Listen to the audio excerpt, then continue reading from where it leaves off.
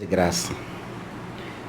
Dentro do assunto do 33º vídeo, em que eu falo das duas classes do ser humano, o ser humano natural e o ser humano espiritual, eu queria dar continuidade, mas não abordando sobre a questão das classes em termos de homem natural e homem espiritual, e sim sobre duas classes distintas sobre crente, sobre o homem espiritual, o ser humano espiritual. Porque para se tornar um homem espiritual, para o ser humano ser espiritual, dentro da nossa confissão de fé, é necessário nascer de novo em Cristo Jesus, nascer da água e do Espírito, ser transformado, ressuscitado espiritualmente pelo Espírito Santo, tendo assim acesso aos assuntos concernentes a Deus. Mas a gente entende que pelo menos duas classes de crente existem. O homem natural, vamos fazer um retrospecto, é aquele que não entende os assuntos de Deus. E o homem espiritual é aquele que entende, que tem acesso. Só que tem uma coisa, existem dois tipos de crentes: o crente espiritual e o crente carnal. Como que funciona isso? Primeiro vamos falar do crente carnal. O crente carnal é aquele que, de certa forma, ele tem um atrofiamento espiritual.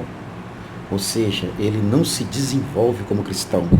Ele tem as primeiras impressões da palavra, da fé, tem toda a proposta, tem a compreensão, até aceita a proposta da palavra, mas infelizmente ele não se desenvolve espiritualmente. Ele não busca crescer na fé, na graça e no conhecimento. É um cristão ou um crente que muitas vezes ele é dominado pela obra da carne. Ele dá muito mais vazão à obra da carne do que à obra do Espírito Santo interiorizada no seu ser. Em Romanos, capítulo 8, o versículo 1, ele diz assim: portanto, agora nenhuma condenação há para os que estão em Cristo Jesus, que não andam segundo a carne, mas segundo o Espírito. Aí ele faz uma distinção aqui.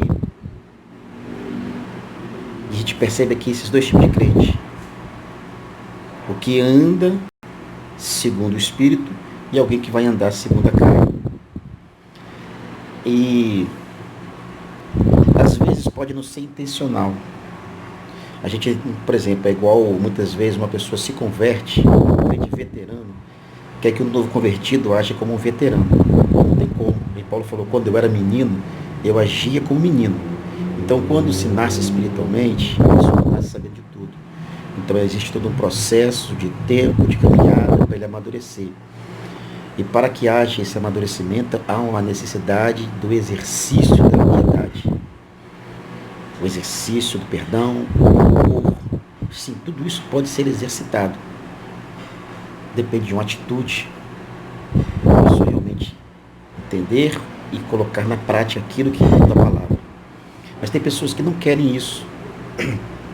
E aí nunca cresce. É uma dificuldade que Paulo passa também ao falar aos crentes em Coríntios, que aí no capítulo 3 ele vai deixar claro que não pôde falar a eles como espirituais, mas como a carnais, como a meninos. Então ele se relaciona aqui como o carnal, aqui no caso do crente, é alguém que é ainda imaturo.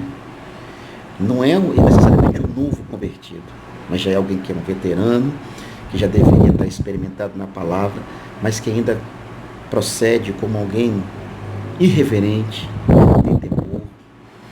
E quando a gente pensa em obra da carne, a gente sempre pensa nos pecados mais cabulosos, como adultério, prostituição, essas coisas, mas a obra da carne, ela fala de inveja, mentiras, contendas.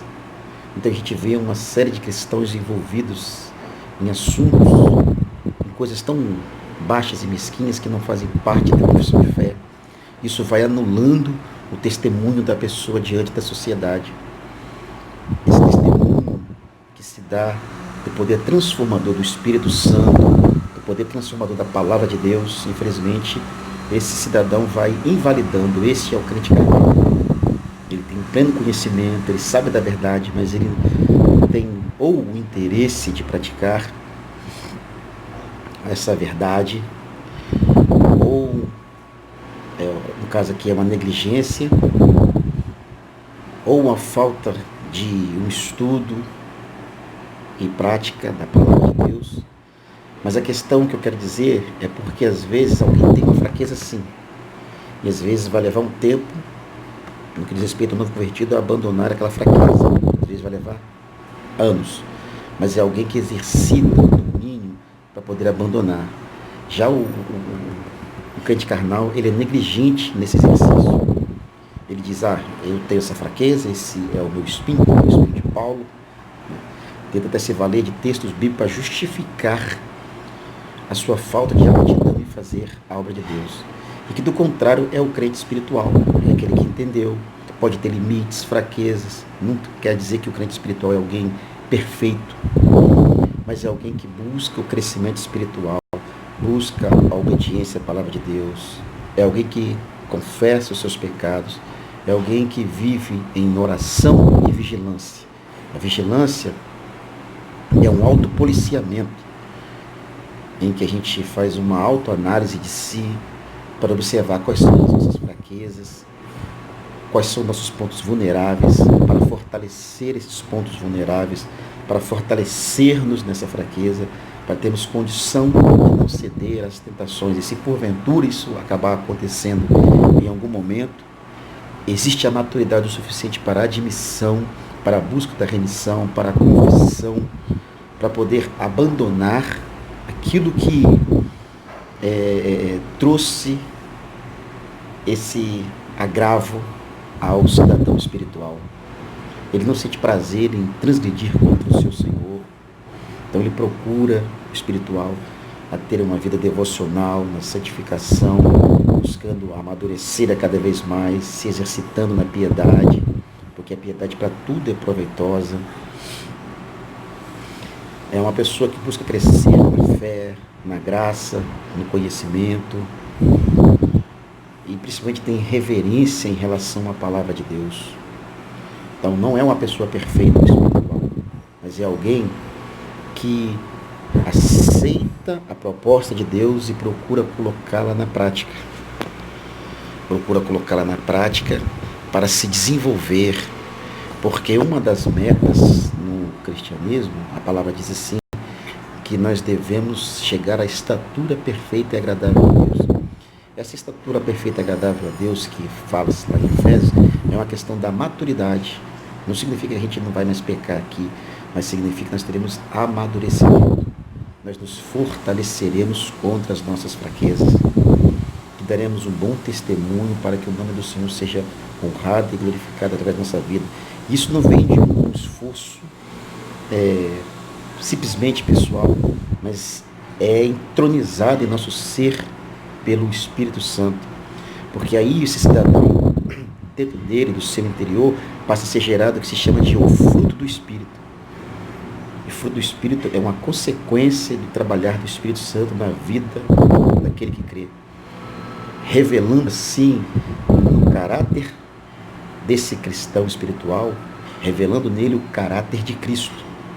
O caráter de Cristo, modelando-nos a imagem e semelhança do Senhor, para que o nome do Senhor seja glorificado através da maneira de falar, da maneira de agir.